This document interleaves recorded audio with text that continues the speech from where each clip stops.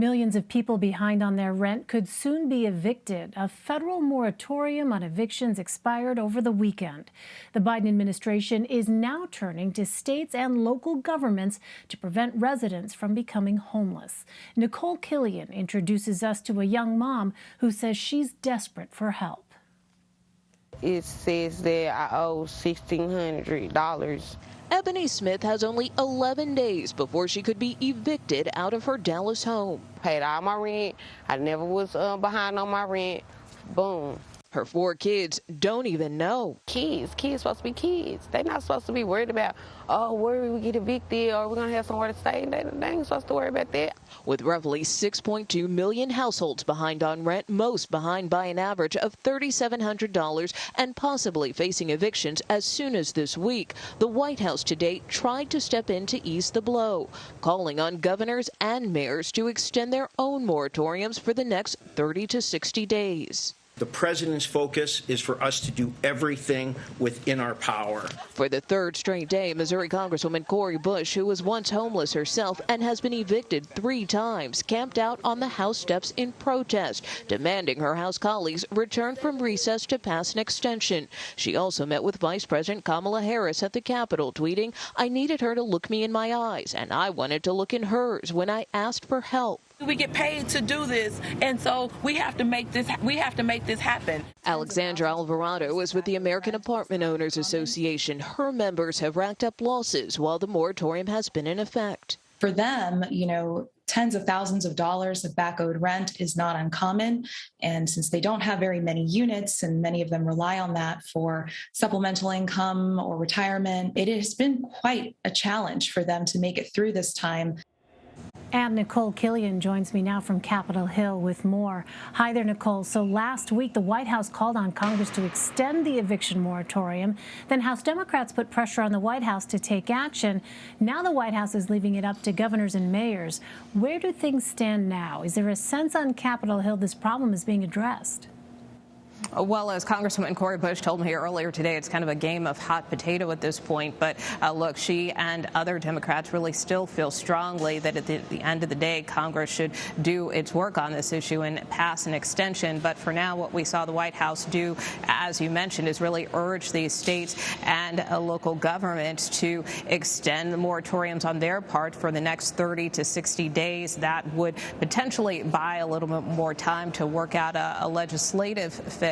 And so that's really where things stand at this point. The House is out on recess. The Senate is here. But at this point, we haven't got any indication that the House would come back or would be called back specifically for this issue. We do know that they are kind of at the ready, at the beck and call of the Speaker, should they have to come back for other issues, for instance, like infrastructure. But right now, again, it's unclear and doesn't seem likely that they would come back strictly to address this moratorium, which is why they're kind of putting it back in the administration's hands.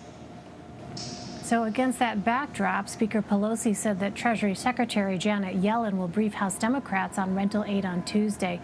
What more can you tell us about that?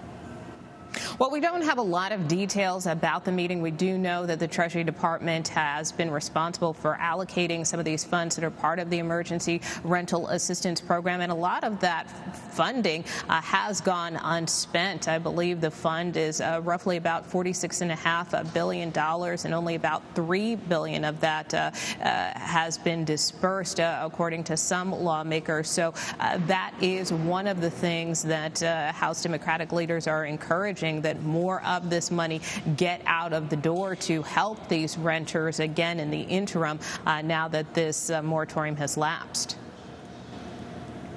Well, let's turn to infrastructure. The Senate has signaled it could pass a $1 trillion bipartisan bill this week after the full text was unveiled late Sunday.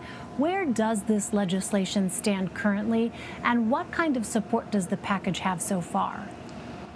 Well, the support remains to be seen. So far, both Republicans and Democrats have been very supportive of the process, including Minority Leader Mitch McConnell, who has been in agreement with allowing this process to proceed. In essence, what has happened is that the details of this 2,700-plus page bill were finally unveiled late Sunday night, and so lawmakers are poring over some of those details. But Leader Chuck Schumer isn't wasting a lot of time here. He really wants to get the ball moving on this bill. So the Senate is in session today. They're already starting debate on this process in terms of, talking about possible amendments and considering possible amendments that would be a part of the debate on this bill. And of course, as far as the funding is concerned, we're looking at, billions of dollars in new spending for roads, bridges, airports, rail, water infrastructure, and the like. Some of that funding coming from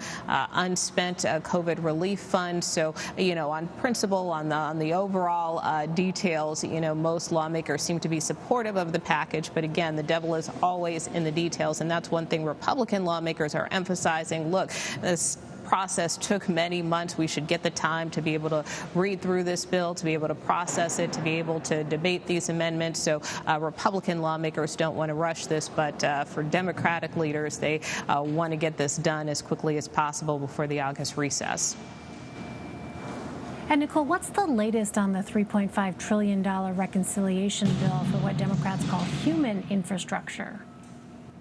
So that's kind of waiting in the wings what Majority Leader Chuck Schumer intends to do once this infrastructure process goes through and plays out. The hope is that he can then bring up this $3.5 trillion care infrastructure package, which we don't expect any Republicans to support. It primarily contains a lot of Democratic priorities in terms of addressing everything from child care to climate issues. And so Democratic leaders have made clear that this is a two-track process, and so while they support this bipartisan infrastructure bill, they also expect their members to support this bigger package at the end of the day. And of course, that would be a scenario, as I described earlier, where potentially the House could come back to take that under consideration. So again, still kind of waiting to see how this process plays out.